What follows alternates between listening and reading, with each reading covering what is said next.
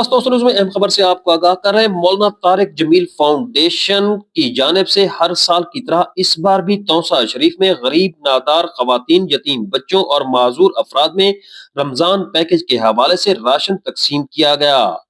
इस मौका पर मौजूद रही लेडी रिपोर्टर शम्मा हसन, जिनके मुताबिक असिस्टेंट मैनेजर इरशादुल हक का कहना था कि मौलाना तारिक जमील फाउंडेशन के जेर एहतमाम इस बार 200 घरानों के लिए राशन पैकेज का बंदोबस्त किया गया है, जिसमें हमारी तरजीहात में बेवाएं, मस्कीन, यतीम और माजूर अफराद थे।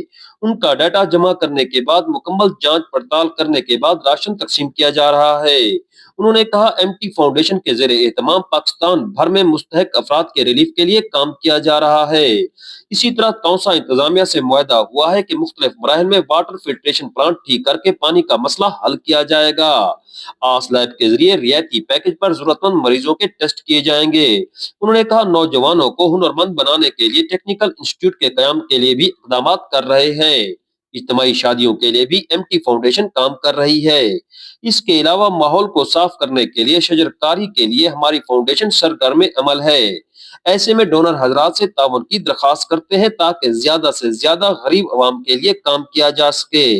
शम्मा हसन के साथ सुहेल शहजाद, तस्तोसा न्यूज, तौसा शरीफ।